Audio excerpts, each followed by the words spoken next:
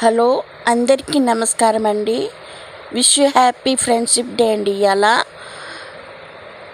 ఎన్నో వెరైటీ సాంబార్ చేసుకుంటామండి. మనం ఎన్నో కూరగాయలు వేసి చేసుకుంటాము. ఇప్పుడు నేను బూడిద గుమ్మడికాయతోటి సాంబార్ చేస్తున్నానండి. ఈ బూడిద గుమ్మడికాయ ఆరోగ్యానికి చాలా మంచిదండి. వెయిట్ లాస్ కూడా చాలా యూస్ అవుతుందండి. షుగర్ పేషెంట్ కూడా చాలా మంచిదండి. ఇప్పుడు సాంబార్ ఎలా చేద్దాం చూద్దాం రండి.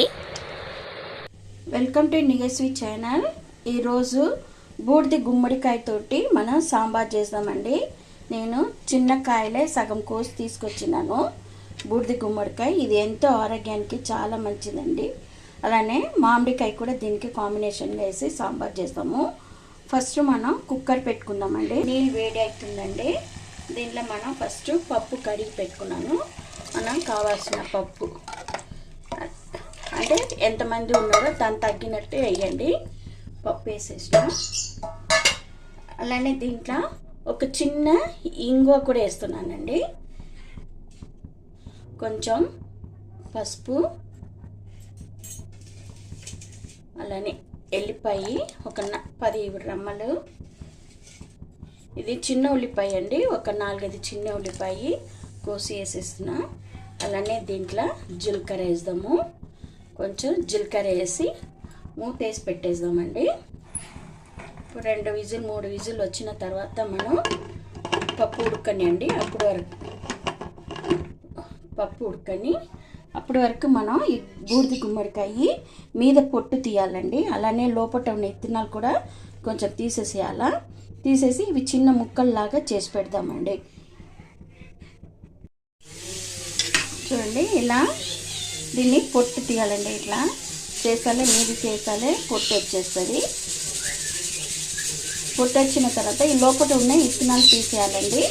తీసేసి ఇవి చిన్న ముక్కలు చేసుకుందామండి. ఇది చూడండి, ఇప్పుడు చిన్న చిన్న ముక్కలతోటి కట్ చేసుకున్నానండి. ఇలా గుమ్మడికాయ పొట్టు తీసేసి లోపల ఉన్న ఇవి కూడా తీసేయాలండి. ఇత్తనాలు చూడండి, ఇత్తనాలు తీసేసినాను. తీసేసి ఇవి చిన్న చిన్న ముక్కలు చేసి పెట్టిన. ఇప్పుడు సాంబార్ చేద్దాం రండి. ఇప్పుడు గిన్నెలు పెట్టినాము. గిన్నెలు పెట్టి కొంచెం ఆయిల్ వేసుకుందామండి. తాలింపుకు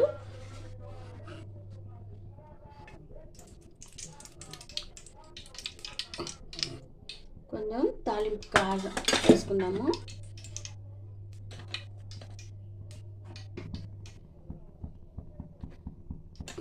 చూడండి, నూనె కాగిన తర్వాత ఆవాలు వేసుకుందాం. అలానే జీలకర్ర వేసుకుందామండి. కొంచెం కరివేపాకు వేసుకుందాం. అలానే తెల్లెల్లిగడ్డ కొంచెం దంచి పెట్టుకున్నామండి పొట్టు పెట్టి, అది కూడా వేసుకుందాం. తెల్లెల్లిగడ్డ మంచి బ్రౌన్ కలర్ వచ్చింది చూడండి. ఇప్పుడు ఉల్లిపాయ వేసుకుందామండి. పెద్ద ఉల్లిపాయ ఒకటి సన్నగా కోసి పెట్టుకున్నామండి. ఆ ఉల్లిపాయ కూడా వేద్దాం. ఉల్లిపాయ మంచిగా బ్రౌన్ కలర్ రానండి. కొంచెం వేగని ఉల్లిపాయ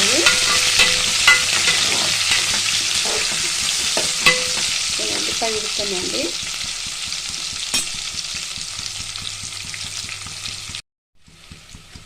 చూడండి, ఉల్లిపాయ మంచిగా ఉడుతుంది. ఇప్పుడు మనకు కావాలన్నా పచ్చిమిరపకాయ కూడా వేసుకోవచ్చండి. ఇప్పుడు నా దగ్గర పచ్చిమిరపకాయ లేవు, లేకపోతే 2 వేసుకోవచ్చు. ఇప్పుడు ఈ బూడిద గుమ్మడికాయ చిన్న ముక్కలు చేసినాం కదండి, అవన్నీ దీనిలో వేసేస్తున్నా. ఇవన్నీ మంచిగా ఒక్కసారి ఫ్రై చేసి ఒక 2-3 మినిట్స్ ఉడకనండి. ఆయిల్లోనే ఈ తాలింపులోనే కాయ ఉడకనండి. ఇప్పుడు మూత వేసి పెట్టేద్దాం. చూడండి, చింతపండు కొంచెమే తీసుకున్నానండి. ఎందుకంటే మంచి దీనిలో మన మామిడికాయ ముక్కలు టమాటా ఇవన్నీ వేసే వల్ల పులుపు తక్కువ ఉండాలండి. అందుకే కొంచెమే మనం చింతపండు వేసుకోవాలి. ఒకవేళ మీరు మామిడికాయ వేసుకోకపోతే ఇంకో కొంచెం చింతపండు నానబెట్టుకోవచ్చు. ఇప్పుడు ఇవి చింతపండు నానని అండి. ఒకసారి మంచిగా కలుపుదాం. చూడండి, దీనిలోనే తొందరగా ఉడికిపోతుందండి. ఇప్పుడు దీనిలో మనకు కావాల్సిన కారం వేస్తాము. ఒకవేళ మీరు పచ్చిమిరపకాయ వేసి ఉంటే కారం పొడి తక్కువ వేయండి. నేను పచ్చిమిరపకాయ వేయలేదు కదా, కారం పొడి చిన్న స్పూన్లోనే 2 స్పూన్లు వేస్తున్నానండి. ఇప్పుడు ఇది ఒక్కసారి ఇట్లా కలిపేసి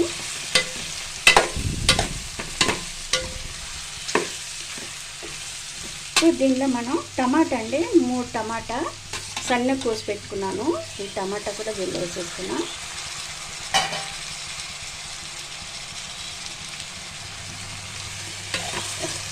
ఒకసారి మంచిగా కలుపుదాము. చాలా టేస్ట్గా ఉంటుందండి సాంబారు, గుమ్మడికాయ సాంబారు. ఇది కనీసం వారానికి ఒక్కసారైనా మనం గుమ్మడికాయ తినాలండి. అంత ఆరోగ్యానికి చాలా మంచిదండి ఇది. చూడండి, కొంచెం సాల్ట్ కూడా వేసేస్తున్నాను. మీరు రాళ్ళు ఉప్పు యూజ్ చేయండి. ఈ ఉప్పు వేసే వల్ల టమాటా స్మాష్ అయిపోతుందండి, మెత్తగా ఉడికిపోతుంది. ఇప్పుడు ఇది ఒక 2 మినిట్స్ ఉండనండి. ఇప్పుడు మనం మూత వేసి పెడతాము. ఒక 2 మినిట్స్ ఉండండి. చూడండి, ఇది ఇప్పుడు స్మాష్ అయిపోయింది. టమాటా ఇట్లా గుజ్జులాగా వచ్చేసి చూడండి. ఇప్పుడు దీనిలో కొంచెం వాటర్ వేద్దామండి.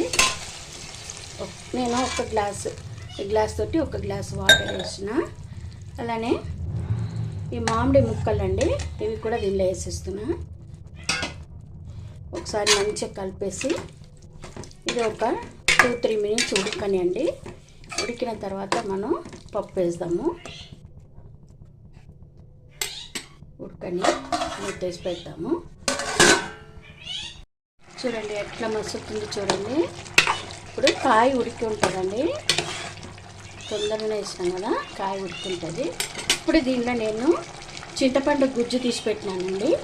ఆ చింతపండు గుజ్జు దీనిలో వేస్తున్నాను. వేసి ఇది ఒక 2 మినిట్స్ ఉండనండి. ఒక్కసారి మసలండి. అప్పటి వరకు మనం పప్పు తీసేద్దాం.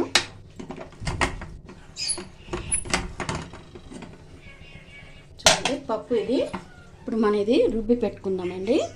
దీనిలో ఉన్న వాటర్ కొంచెంగా ఉన్నది, రేపు దీంట్లో తీసేస్తాం.